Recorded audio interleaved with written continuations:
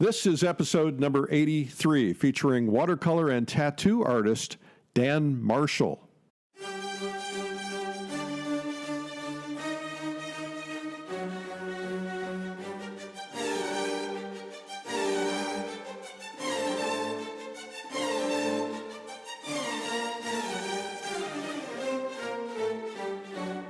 This is the PleinAir podcast with Eric Rhodes, publisher and founder of PleinAir magazine. In the PleinAir podcast, we cover the world of outdoor painting. Called PleinAir, the French coined the term, which means open air or outdoors. The French pronounce it plein air. Others say plein air. No matter how you say it, there is a huge movement of artists around the world who are going outdoors to paint. And this show is about that movement. Now, here's your host, author, publisher, and painter, Eric Rhodes. Well, thank you, Jim Kipping. This is a brand new sound for us, and welcome to the PleinAir podcast. My name is Eric Rhodes. This podcast is brought to you by our brand new publication, American Watercolor, with editor Kelly Kane. We're very proud to have Kelly on board. She spent many years as the editor of Watercolor Artist magazine, and she's doing a beautiful job with that, and also as the new editor replacing Steve Doherty for PleinAir magazine. So check it out, American Watercolor. You find it at americanwatercolor.net, not .com, .net, and make sure you subscribe. It's free. The interview is underwritten by the second annual Figurative Art Convention and Expo. We call it FACE. It's one of the great ways for any artist to perfect their skills at figurative painting or portraiture, or to learn figurative painting, and it's kind of for museum quality artists or those who want to be. Instructors include David John Casson, Michelle Dunaway, Casey Baugh, Sadie Valeri, Bert Silverman, and some pretty cool names to be announced any minute now. Held in Miami in November. You don't want to miss it. And last year we sold out. This year we're going to sell out too, so you want to get your tickets soon. If you love figurative art or you want to learn it, this is a good place to go, figurativeartconvention.com. Well, this is going to be a fun interview with Dan Marshall, because Dan is a reformed tattoo artist. Actually, not totally reformed. He's still doing a little bit of it, and an amazing watercolor artist. Let's get right to it. Well, Dan Marshall, welcome to the PleinAir podcast. Thanks, Eric. So great to be here. Thanks for having me. And where are we talking today? Where's home? So we are in Denver, Colorado, in my studio, which is Dan Marshall's Atelier 71. And it's my sort of painting studio / gallery / tattoo spot / newly come wood shop. So it's atelier in the sense of it's my my personal creative space. Well, I hope it's it must be a big space. Well, it's big enough. It's not. It's, you can always go bigger, but it's a super comfortable space for me to be creative and just sort of follow all my pursuits. So it's like my man cave. Well, I thought it'd be fun to talk to you because your entry into plein air painting came in a completely different way than what we typically hear, and I thought it'd be fun for our listeners to kind of hear about that and learn more about you. First off, before we start with that, how did this whole art thing even creep into your life? So my, I've been giving this some thought, and I sort of came to some realizations in preparing for this podcast. And my father was very creative, and I think all of my creative sort of inclinations come from him. And I remember one day, I think it was like in 8th grade, and we were drawing, and he drew something I just thought was the coolest thing ever. And I could also sort of draw. Like, I had some, creative talent, but I was so distracted and wrapped up in sort of, this is sort of the mid to late 80s. And I was really heavily into the BMX community and skateboarding community. So I really kind of put art aside to kind of concentrate on that stuff. And it wasn't until my, senior year of high school when I started to freak out, not knowing what I was going to do with my life, that I sort of came back to art. And there was a kid in my class who was like the most super talented, untrained artist. And it was almost intimidating because I was like, oh, this kid's so good. And I think he's an accountant or something. He did nothing with art. And I took what little bit I had and really decided to commit my life to it. And so I decided to enroll into art school. I went to the Perpersi Institute of Art in Greenwich, Connecticut, and sort of started there. And I had thought I would want to be an illustrator. It was a commercial art school with a fine art base, so I didn't have a typical training. That we were still learning how to do paste ups and stuff. It was sort of pre-computer. I think we had Photoshop version 1. So I spent a lot of time learning stuff that was outdated. So having graduated from art school, I really had no idea what I was going to do, and I just kind of fell into the tattoo aspect of things, which at that point was the last days of the sort of biker run aspect of tattooing that, a lot of people are still sort of confused comparing it to. At that point, it was the mid-'90s, and it was all art school kids and sort of counterculture punks and weirdos kind of invading the art community and or the tattoo art community, and kind of really changing the industry into what it's become now. So that was my initial sort of push of how I. So you went out of art school and you became a tattoo artist. Is that right? Yes. Yeah. So, after about 2 years of struggling through greeting card assignments and things that I really had no interest in drawing, so it was, tattooing at that point was a saving grace because I could, at least do some stuff that I thought was cool. So I'm kind of curious about this. I'm sad or happy to say, depending on your perspective, that my skin has no tattoos on it at the moment. Right. But there's still time. Well, it's never too late. I've done people in their 80s. It's when it's right, it's right. If it's not right, it's not right. And the one thing about the tattoo community is that it's the least judgmental. That no one cares if you have tattoos or not. I'm probably the worst salesman. I probably talk more people out of tattoos than into them. So what I'm curious about, it's not good for the business model. I've seen tattoos being done, but I haven't spent a lot of time focusing on it, quite frankly. And what I'm curious about is, we all when we're drawing, we sometimes overshoot a line or we make a mistake. If you make a mistake when you're tattooing, it's a whole different animal. So is there a process? Is it a pre-drawing and then you draw that onto the body part and then you copy it from that? What's that process like? Well, so a lot of the aspects are pretty similar to what I've become as a watercolor artist, because it is all sort of pre-thought out. You have to pre-vision the piece. You have to sort of pre-plan it. But with tattooing specifically, what we do is usually we'll do a design, whether it's digitally or, just on analog design. And what I specialize in is a black and gray sort of illustrative realism. So it's really much more like charcoal drawings than like what you would picture of like Popeye's anchor. So it's, but it's all completely planned out. So if you produce something, let's say on a computer in a design program, then do you just use that as a visual reference and then you draw it on the skin, or do you actually transfer it on, and how does that work? So we actually transfer it on. We use sort of outdated technology from thermofax machines. So it's, the old cranked out copy machines that you would use in school, and you would sniff the paper that you got. There's a like a purple film kind of thing that we sort of run it through this machine that makes a heat transfer. So we'll translate the design into a line drawing, which would just be the most basic sort of lines that it basically gives you a guide to follow. That's then applied to the skin. So you actually have a template on the skin that you're not necessarily tracing. It becomes more like a guide. And again, it also that falls into watercolor too, because it's almost like, we have our sort of bones of the image, but we're not necessarily locked into those lines. For the style of tattooing I do anyway, it's a much more organic. So you're doing it freehand. You're freehand though, right? Yeah. Mm-hmm.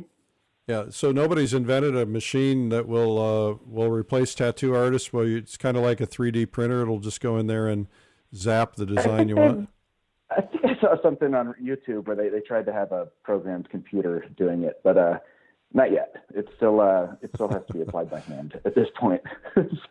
So right about this time, there are people who are going, why are we talking about tattoos on a Plein Air podcast?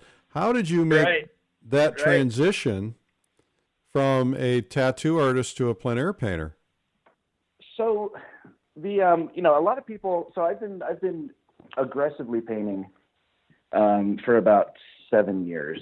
And I say aggressively because I pretty much, and I still tattoo, but I was pretty well known and had a pretty good standing in the tattoo community. And I kind of walked away from all of that to just concentrate on painting. So I still work and I'm still known, but I don't put myself out there in the community that much anymore because most of my time is spent painting. But, as so I've been tattooing 25 years, and that's daily drawing. It's a constant, it's a professional art career. It's a lot different than what it used to be as far as people just taking designs and copying them. So everything I've done for the past, say, 23 years has been all hand drawn. So you're developing an amazing array of subject matter. You learn to adapt and to illustrate all kinds of things. And I sort of hit this point of a burnout in my career. I'd gotten into sort of a darker end of imagery of tattooing. It's mostly what you might consider to be evil or, more like horror themed kind of stuff. And it really wasn't me. I wasn't expressing myself. I was expressing, it was very mercenary because I was just expressing what was sort of the hot ticket at the time. And so you were creating what sells? Exactly. So, and I was doing a lot of oil painting and pastel painting and some watercolor. But it was more figurative and more fantasy figurative.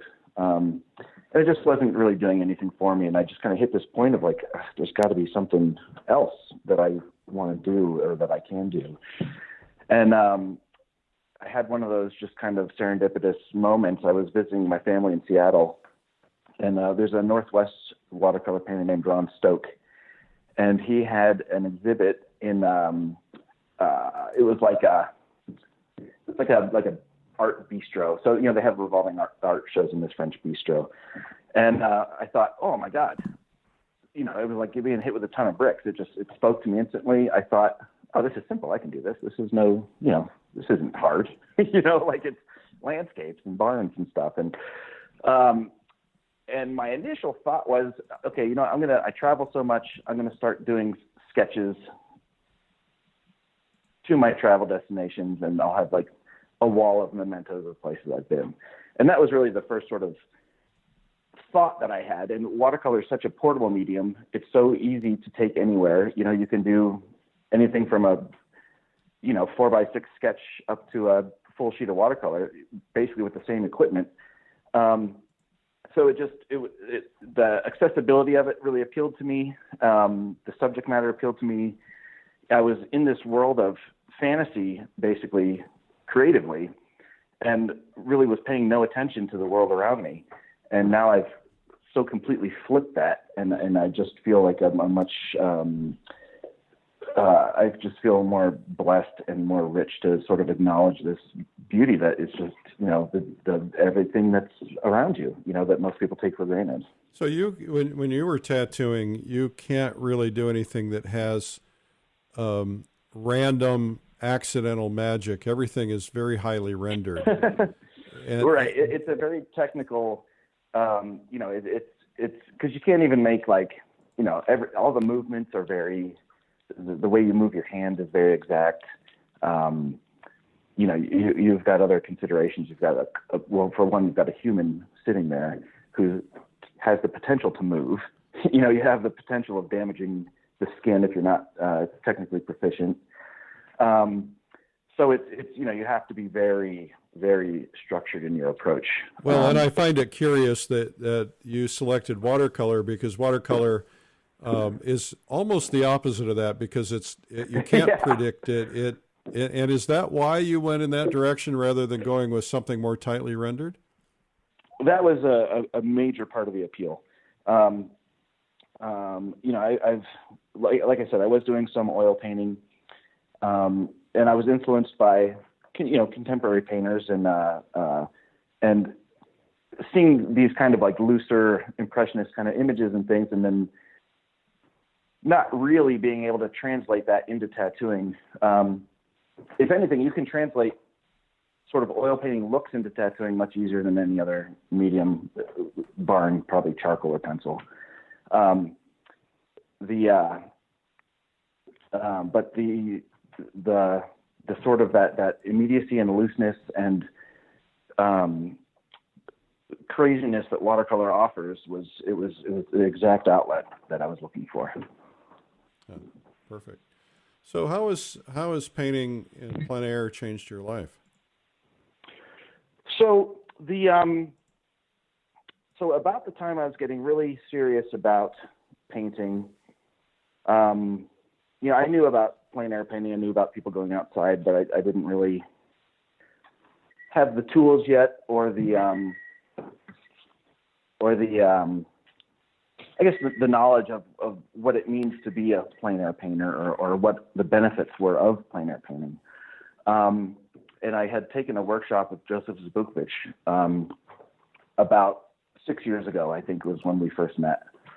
And his main piece of advice is, if you want to be a better painter, you've got to get outdoors. There's no better painter than Mother Nature.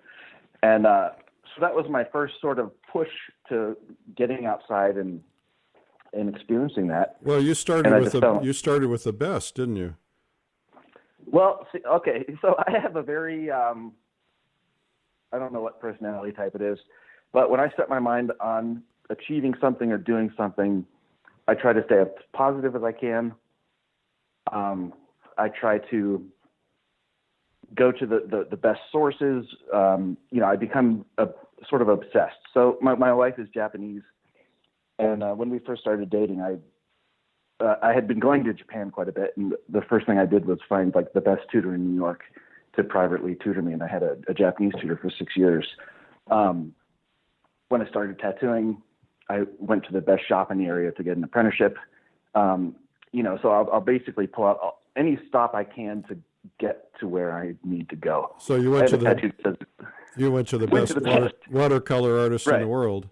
Right. So I have a tattoo that says relentless, and that's pretty much what I identify as in my sort of creative pursuits. I have this relentless sort of vision and drive and goal, and I was lucky enough to be able to get in on a cancellation at one of Joseph's workshops in Spain. So, you probably heard this, but we've been trying for 7 years to get him to come to the Plein Air convention, and he is going to be on stage.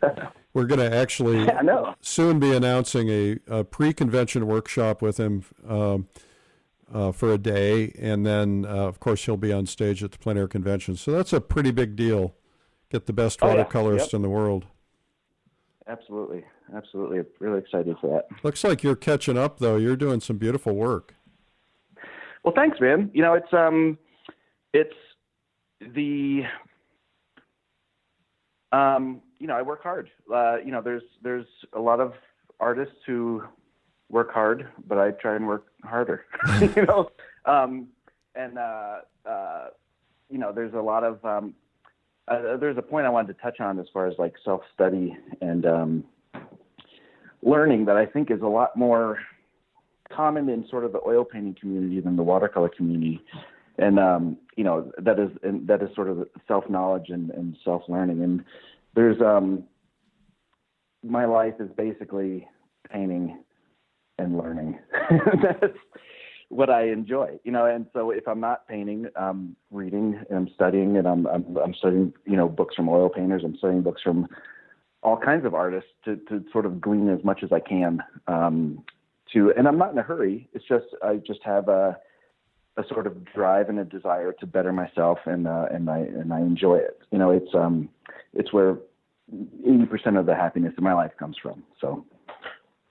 And what are you reading right? I don't know if I should say that or not. What are you reading right now? Well, right now I'm reading your new book, which is a fantastic source of knowledge, and thank you for that. It's been a joy to read it. I've started rereading it actually, and aside from that, there's just sort of books that I have that are go-to books. Richard Schmidt's book, the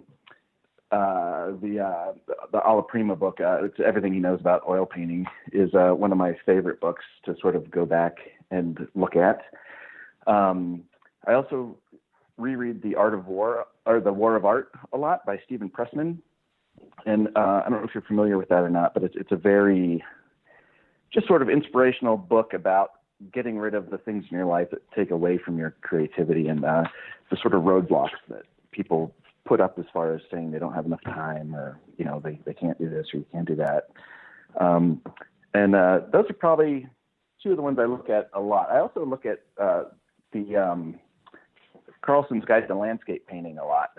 It's a pretty informative little paperback book that's been around forever by John F. Carlson. One of the great books of all time for plein air painters. Oh yeah, my book is it's highlighted and dog-eared, and I have it digital too. So if I'm on the plane, I'll look at things. And but those are just some of the stuff that I like to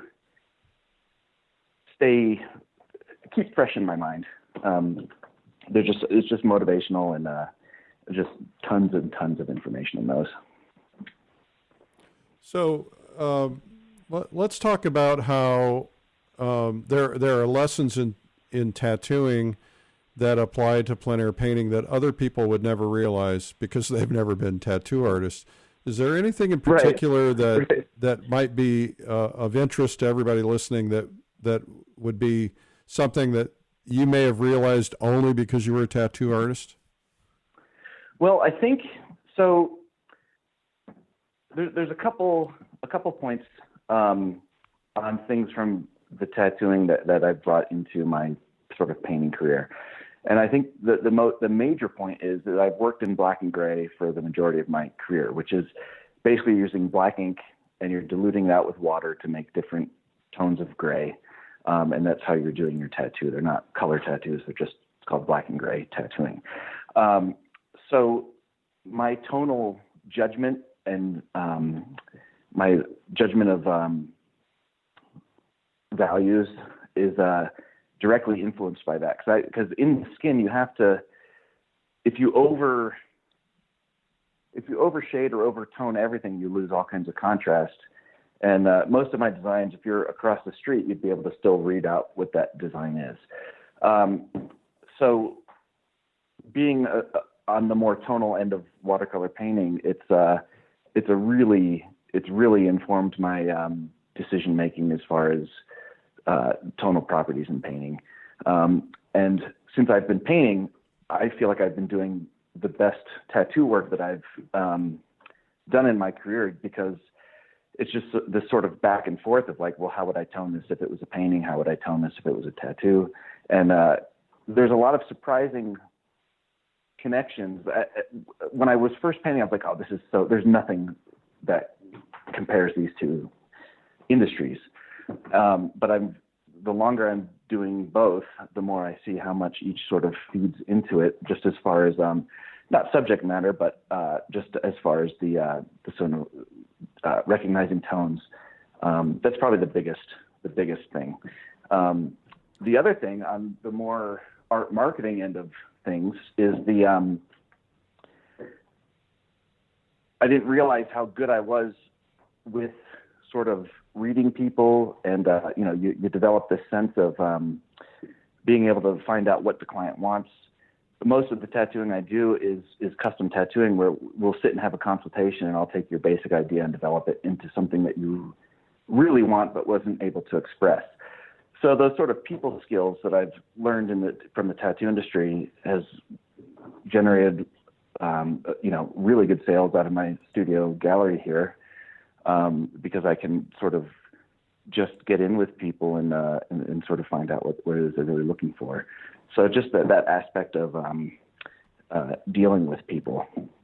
As far as bringing some of that into the PleinAir end of things, I never feel locked in with what I'm looking at. So, coming from a more creative, it sounds funny to say this, but a more creative art field rather than just a academic or representational painting field. I'm fine with moving trees, moving buildings. It's taught me to be able to really look at a scene and then create a painting from that scene with the information that's there and adding information that isn't there. Because even if it's a tattoo you don't want to do, you still have to make it look cool. It still has to be a good piece. So bringing that sort of mindset into every painting that I do, where, okay, this might not be there, but I'm going to make this a super cool painting. And that's sort of what I strive for. I still want to make it interesting and cool to look at, even if you're out on an overcast day and the light's all flat. You have these, you'll do whatever it takes to make the painting look good, I guess, as long as your technique is there. Well, one thing I've noticed about your work as I've looked it over is that you have a tremendous ability to lead the eye where you want it. Your focal points are very strong. Your compositions are relatively simple, but they don't feel simple. They look more complicated. So what's your advice to people when it comes to designing a painting or designing a composition? Well, so actually I just had a student come visit me yesterday, and we went out for a quick painting. He had flown into Denver for like a private 3-day workshop. And we went out yesterday, and it reminded me of, he kind of had a little struggle with the composition. And the first thing I teach when I do a workshop or a private lesson or anything is, I have basically 5 compositions that I'll pick from and sort of plug those elements in. So I'm starting with these very basic compositions, whether it's an L or a triangle or an H, depending on what I'm painting. I'll start with the most simple, traditional, classic composition that just works.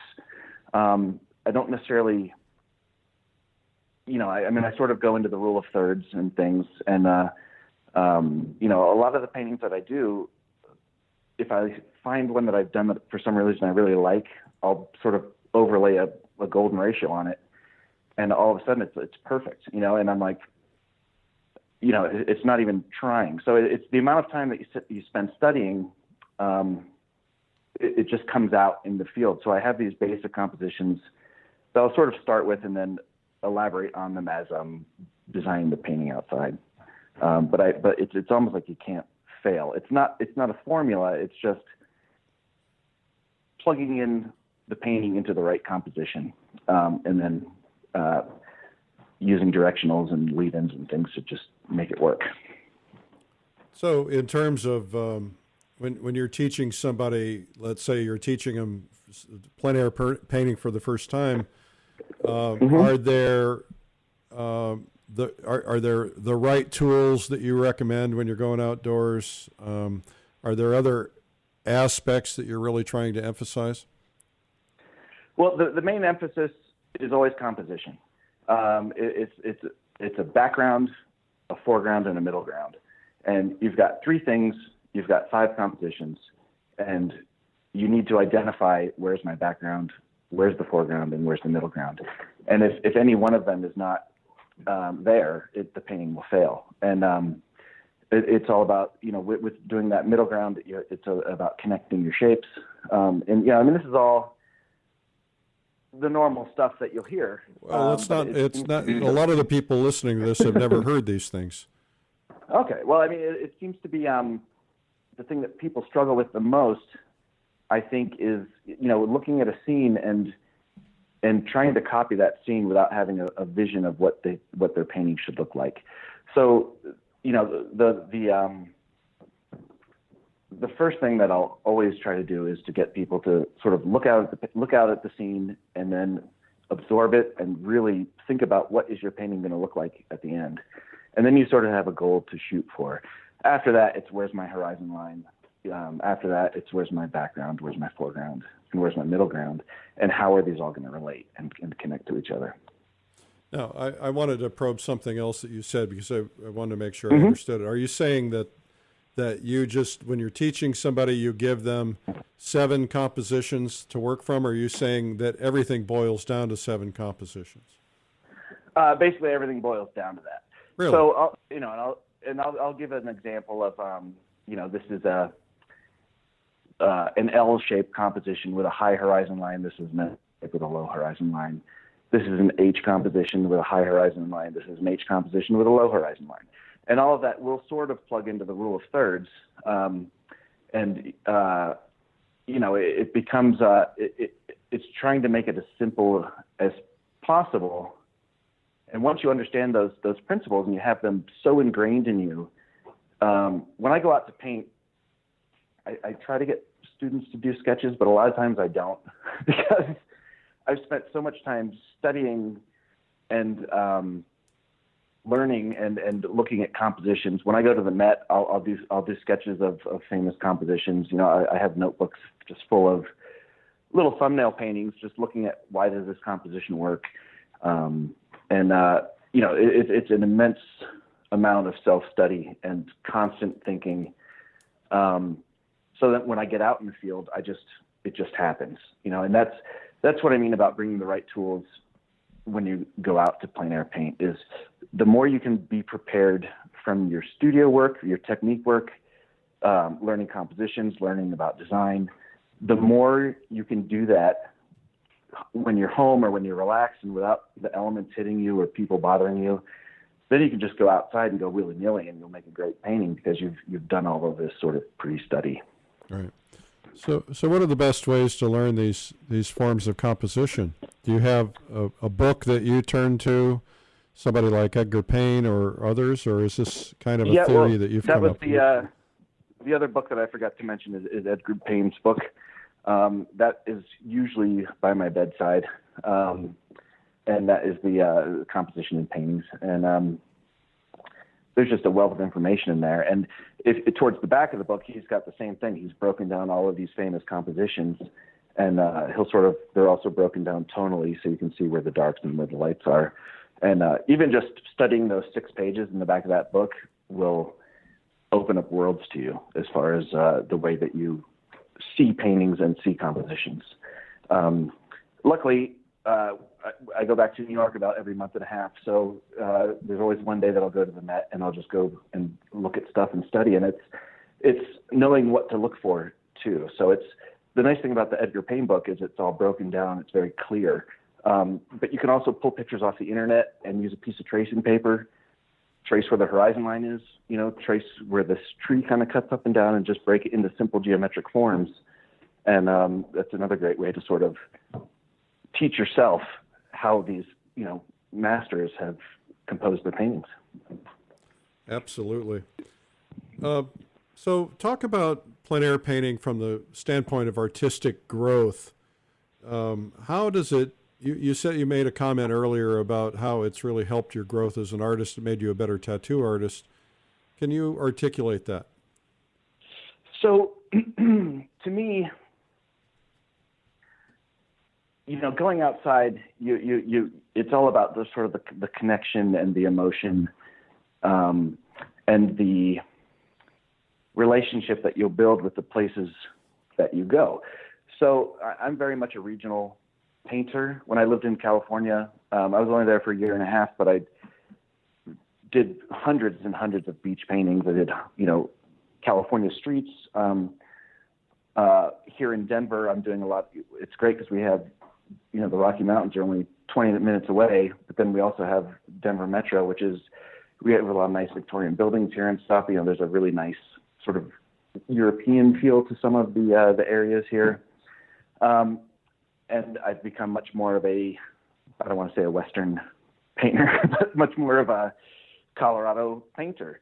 And if I was just looking at photos and things, I would never be able to develop that kind of relationship. Again, with going back to New York, I still feel like a New Yorker. I'm on the streets. I'm painting every time I go back. And you develop a connection to what you're seeing. And you're also developing your sort of internal library of light and tones and colors, and you're seeing things that you'll never get from the camera. I find now when I paint in the studio, I end up taking way too much time, and that's with painting outside, that sort of immediacy, and there's things happening around you. I never paint with headphones on. I love having the interaction with whoever may walk up to the easel. I like to look out for bears and snakes and stuff, and ants. There's but even if you make a horrible painting, you've absorbed so much of the essence of being there, that bringing back that failed painting and either tightening it up or fixing it up or redoing it in the studio, you've all of that information that you've seen outside. Squinting at your photograph to see the tones is nothing like squinting out and seeing a mountain range fall back into the atmospheric perspective. So it's vital to that's stuff that you can't really learn.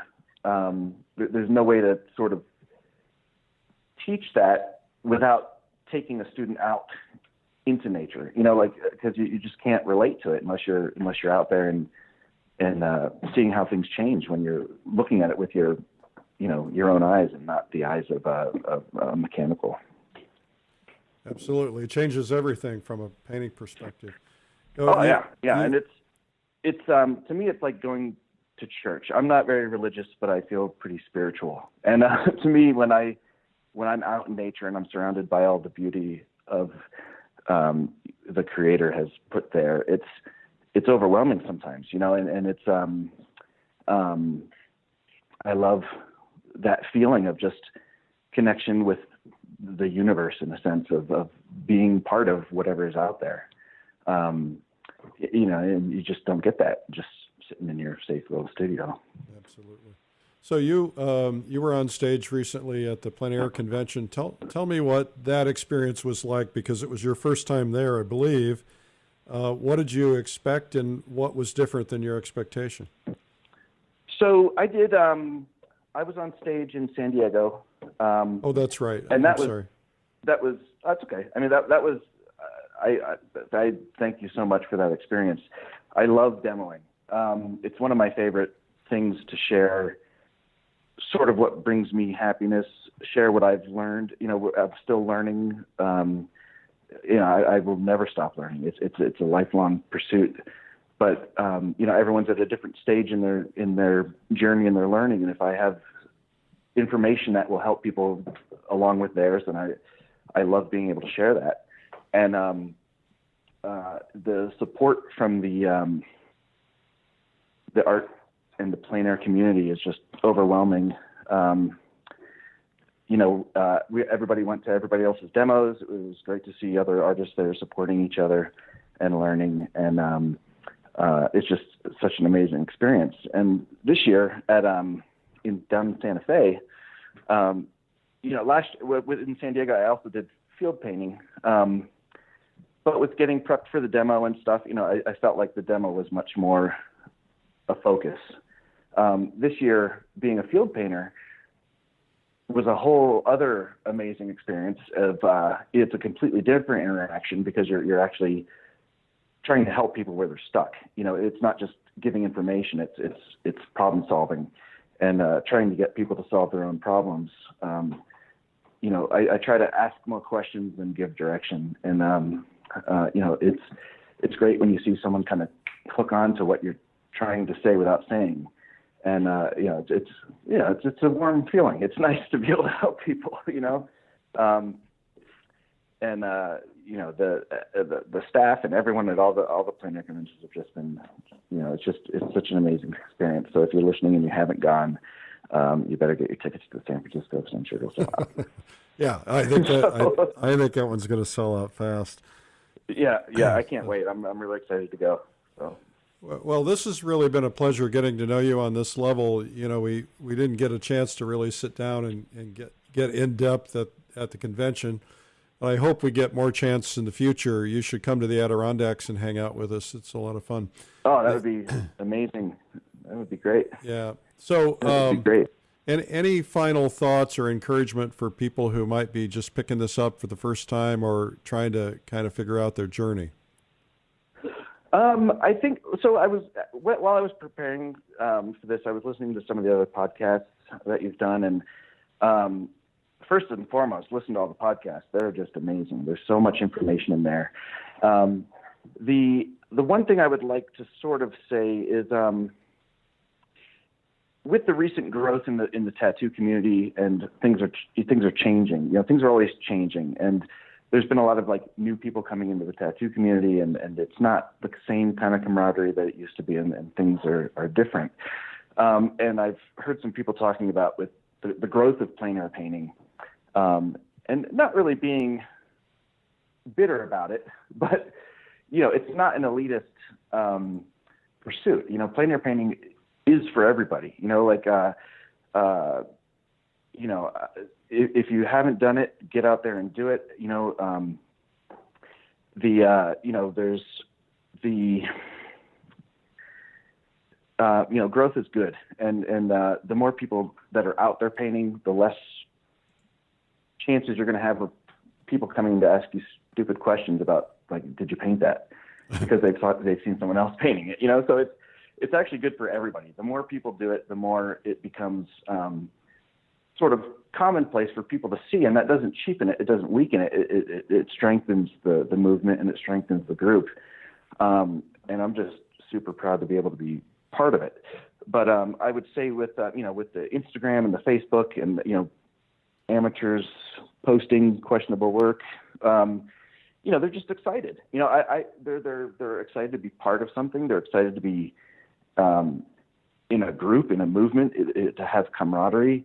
And every now and again, I get a little, I'm guilty of being like, oh, there's just so much stuff I don't want to see in my feed.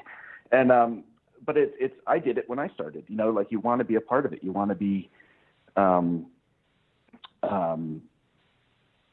feeling like you're part of something. And it's just really important for everyone to support people who are starting out. It's important for professionals to.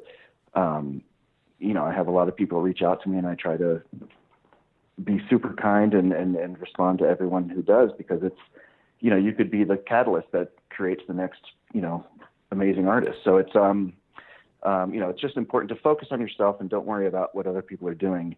Follow your path, learn as much as you can, paint as often as you can, and do it for yourself. That's the only thing you can do. There's no reason to try to think about it as a second career, or, with the retirees coming in, and the sort of, what did you say? The new golf, I guess, was your term of PleinAir painting. And it's just everyone, there's room for everybody. And, everyone should try to support everyone as much as we can. And just as long as, make sure you enjoy what you're doing. Don't do it if you don't like it. And don't put yourself under so much pressure. I think that there's so many people are, we've heard from people who said, oh, I'm afraid to come out to the convention because I'm just not good enough to paint in front of all these people. And, we've all been there. I mean, we've all done really horrific paintings. Some of us are still doing horrific paintings. Well, sure. And that's I have friends, people coming to my workshops, going to other workshops. They're doing these, they want to prepare for the workshop, and I'm like, you're going there to learn. Why are you going there to show what you can do? And that's why we have the demonstrators at the PleinAir Convention. That's why you have the field painters. You're not there to impress anybody. It's the only people who should really try to impress anybody is probably the demonstrators. As far as communicating openly and doing a good piece of work. But if you're going to the convention just to have fun and paint and be a sponge, don't go there to do your best painting you've ever done. You go there to break a few eggs and hopefully get yourself back on track. Yeah, I also think, your local community is really important. Try to find or form a PleinAir group. Try to get out and get comfortable painting around other people. And that's half the fun anyway. I love to paint, but I love painting around others. Oh, it's great. And here in Denver, we have such a huge community of artists, and most of them are plein air artists. You know, Jane Hunt is here, and Stephanie Hartshorn, and Kelly Folsom is here, and Clyde Stedman, Kwang Ho, Daniel Sprick. I mean, there's just this amazing amount of people in this area, and every area is getting their own little sort of art colony, you know. So there's people in your area. Search them out, find them, you know, just be open and be cool. Don't hound people, but just be nice. And most of the time, you know, I have people I've done to paint with that I've never met before. Just because I'm going painting anyway, might as well do it with somebody. Yeah, you know, we so have, you know, I never talk about this. I don't think I've ever talked about it on the podcast, but we have a website called paintoutside.com. And you can go on there in any city and find out who's near you, who can either teach you, or clubs or groups that you can go out and paint with. It's probably not completely complete, but it's got a lot of them on there. So it's a really great resource. Oh, that's awesome, Eric. I wasn't aware of that. Do you like register on there, or is it? Yeah, you can. Anybody can register. So you can. There's a couple of things you can do. You can go in and register if you want to be contacted. If somebody's in your area, they want to paint, you can register for that.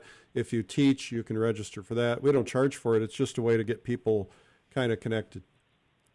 Oh, that's great. It's all about, you know, the personal relationships and the connection, and you know, that's a really great tool. Yeah. There's also I wasn't aware. Yeah, we also have a documentary on there that we did about plein air painting, and that's something that you can download and, you know, show to other people and so on. So anyway, enjoy it. Well, Dan, this has been fabulous having you on the podcast. I'm honored you would do it. I'm very impressed to even with. Be invited. Thank you so much. Very impressed with your work. Listening to the people you've got on here, I was getting a little intimidated. I'm like, oh, what am I going to have to say next to John Burton, who's, you know, we've got so many art heroes that you've had on, and again, thanks for such a wonderful platform to share and to learn, and it's just been great. Well, you're very welcome, and you know, your work stands up to these folks. You're on the show because your work is fabulous. Well, thank you. I really appreciate that. You know, we're all still learning and just doing what we love and trucking along. So it's great when people appreciate it. Well, thanks again to Dan Marshall. I learned a lot. It's maybe I'll get some tats. What do you think? Today's podcast was sponsored by our brand new publication, American Watercolor, with editor Kelly Kane. Check it out at AmericanWatercolor.net. That's .net. And the second annual FACE Conference, Figurative Art Convention and Expo. It's a great way to perfect your skills and learn from some of the world's best painters. The convention's in November in Miami. Check it out, figurativeartconvention.com. And also, if you've not seen my blog where I talk about life, art, and just random stuff, I do it every Sunday morning. It's called Sunday Coffee. You can find it at coffeewitheric.com. Well, this is Eric Rhodes' Plein Air Movement's Red Hot, which may be why Plein Air Magazine remains the top representational art magazine nationwide at Barnes & Noble. Thank you for that. Stop by, pick one up. And let's do this again sometime, like next week. We'll see you then. My name is Eric Rhodes, publisher and founder of Plein Air Magazine. Remember, it's a big world out there. You need to go paint it. Do that right now. We'll see you. Bye-bye. This has been the Plein Air Podcast with Plein Air Magazine's Eric Rhodes. You can help spread the word about plein air painting by sharing this podcast with your friends. And you can leave a review or subscribe on iTunes so it comes to you every week. And you can even reach Eric by email, eric@pleinairmagazine.com. Be sure to pick up our free ebook, 240 plein air painting tips by some of America's top painters. It's free at pleinairtips.com. Tune in next week for more great interviews. Thanks for listening.